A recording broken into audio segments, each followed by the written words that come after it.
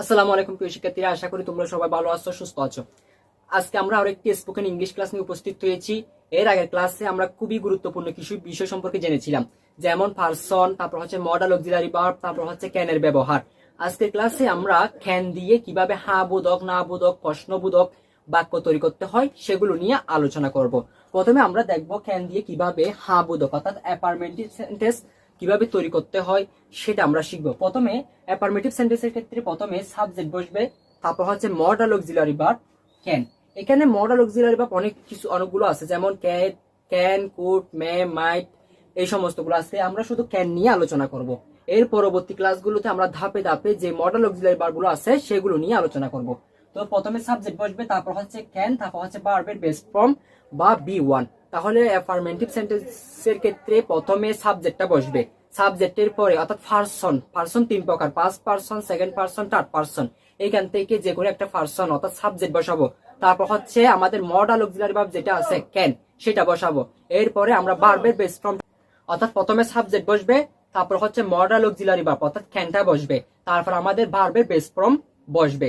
যদি আমি উদাহরণ দিয়ে দেখাই, আচ্ছা তার আগে আমরা একটা বিষয় জানবো, সেটা হচ্ছে মেইন ভার্ব অর্থাৎ মূল ভার্ব গুলো আমরা দেখবো। খাম অর্থ আসা, খাম অর্থ আসা। টেক অর্থ নেওয়া। ওয়েন্ট অর্থ হচ্ছে ছাওয়া। ইউজ অর্থ হচ্ছে ব্যবহার করা। গিভ অর্থ হচ্ছে দেওয়া। প্লে অর্থ হচ্ছে খেলা করা।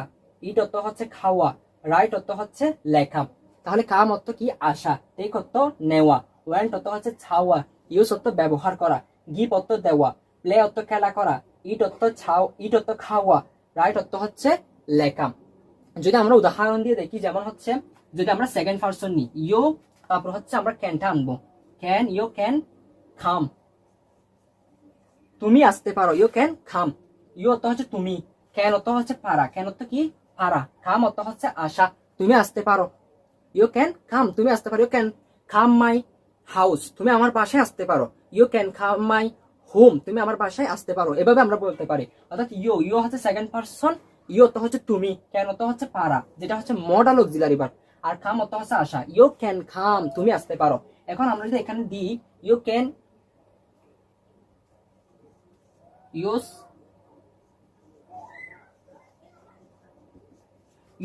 ইউজ দ্য মোবাইল, তুমি মোবাইল ব্যবহার করতে পারো। ইউ অর্থ হচ্ছে তুমি, ক্যান অর্থ পারা, ইউজ অর্থ ব্যবহার করা, দা মোবাইল কি অর্থাৎ তুমি মোবাইল ব্যবহার করতে পারো। You can use the mobile. তারপর আমরা যদি এখানে দিই ইউ ক্যান ইট, তুমি খেতে পারো। ইউ ক্যান ইট, তুমি খেতে পারো। ইউ ক্যান ওয়েন্ট, তুমি চাইতে পারো। ইউ ক্যান স্লিপ, তুমি ঘুমাতে পারো। ইউ ক্যান গো, তুমি যেতে পারো। ইউ ক্যান প্লে, তুমি খেলতে পারো। You can read the book, তুমি বইটি পড়তে পারো। তাহলে এইভাবে আমরা অ্যাফার্মেটিভ সেন্টেন্স কি করতে পারি, তৈরি করতে পারি। এখন আমরা যদি এখানে পারসনটা যদি ইউ না দিয়ে যদি থার্ড পারসন দিই অর্থাৎ হি দিই, হি ক্যান গো, সে যেতে পারে। হি ক্যান কাম, সে আসতে পারে। হি ক্যান টেক, সে নিতে পারে। হি ক্যান ওয়েন্ট, সে চাইতে পারে। হি ক্যান ইউজ, সে ব্যবহার করতে পারে। হি ক্যান গিভ, সে দিতে পারে। হি ক্যান প্লে, সে খেলতে পারে।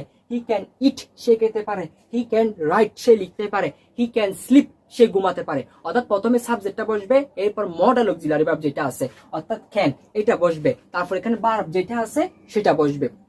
তাহলে এভাবে কি করা হয়, অ্যাফার্মেটিভ সেন্টেন্স তৈরি করা হয়। যদি আমরা যদি ফার্স্ট পারসন দিয়ে উদাহরণ দেখি, আই ক্যান কাম, আমি আসতে পারি। আই ক্যান টেক, আমি নিতে পারি। আই ক্যান ওয়েন্ট, আমি চাইতে পারি। আই ক্যান ইউজ ল্যাপটপ, আমি ল্যাপটপ ব্যবহার করতে পারি। আই ক্যান গিভ, আমি দিতে পারি। আই ক্যান প্লে ফুটবল, আমি ফুটবল খেলতে পারি। I can it the rice, আমি ভাত খেতে পারি। আই ক্যান রাইট লেটার, আমি একটা চিঠি লিখতে পারি। তাহলে এভাবে কি করা হয়, অ্যাফার্মেটিভ সেন্টেন্স তৈরি করা। এরপর আমরা নেগেটিভ সেন্টেন্স নিয়ে আলোচনা করব, অর্থাৎ না বোধক বাক্য।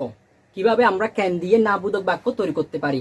যেমন আমি যদি বলি আমি যেতে পারি না, আমি খেলতে পারি না, আমি লিখতে পারি না, এই বাক্যগুলো কিভাবে আমরা ইংলিশে তৈরি করব বা বলতে পারি সেটা আমরা এখন দেখব। যেমন আমরা যদি ফার্স্ট পারসন নিই, আই ক্যানট, এখানে এটা সংক্ষিপ্ত আকারে লেখা হয়, অর্থাৎ can C N can and not can not, এটাকে সংক্ষিপ্ত আকারে এভাবে লেখা হয়। Can't, I can't play football, PLE play, FWT foot, BALL football.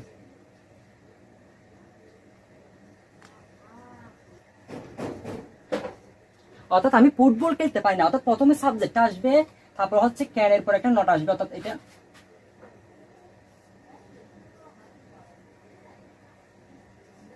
I cannot এরপর একটা বার বসবে, অর্থাৎ প্রথমে সাবজেক্টটা বসবে, এরপরে ক্যান এর পর একটা নট বসবে, এরপরে আমাদের মূল যে ভার্বটা আসছে সেটা বসবে, অর্থাৎ প্রথমে সাবজেক্ট, তারপর হচ্ছে ক্যানের সাথে একটা নট, এরপর হচ্ছে মূল ভার্ব। যেমন আই ক্যানট প্লে ফুটবল, আমি ফুটবল খেলতে পারি না। আই ক্যানট গো, আমি যেতে পারি না। আই ক্যানট কাম, আমি আসতে পারি না। আই ক্যানট টেক, আমি নিতে পারি না। আই ক্যানট স্লিপ, আমি ঘুমাতে পারি না। এখানে যদি আমি দিই আই ক্যানট স্লিপ, স্লিপ, অর্থাৎ আমি ঘুমাতে পারি না। অর্থাৎ প্রথমে এখানে আমাদের সাবজেক্ট এসেছে, এটা হচ্ছে সাবজেক্ট, এটা হচ্ছে ক্যানট, নেগেটিভ, না বুদক, না বুদক বাক্যের জন্য এখানে কি এসেছে, ক্যানের পর একটা কি এসেছে, নট এসেছে। এরপর হচ্ছে স্লিপ, আমি ঘুমাতে পারি না। এখানে যদি আমরা যদি দিই I can't read, R EAD read, I can't read the book, অর্থাৎ আমি কি করতে পারি না, বই পড়তে পারি না। আই ক্যানট ড্রাইভ, আমি চালাতে পারি না। আই ক্যানট মেক টি, আমি চা বানাতে পারি না। এইভাবে না বোধক বাক্যগুলো তৈরি করা হয়। এখন এখানে যদি আমরা যদি দিই একটা যদি থার্ড পারসন নিই, অর্থাৎ হি ক্যানট গো, সে যেতে পারে না। হি ক্যানট স্লিপ, সে ঘুমাতে পারে না। হি ক্যানট প্লে ফুটবল, সে ফুটবল খেলতে পারে না। হি ক্যানট রাইট, সে লিখতে পারে না। হি ক্যানট খাম, সে আসতে পারে না। হি ক্যানট গো, সে যেতে পারে না। হি ক্যানট ড্রাইভ, সে চালাতে পারে না।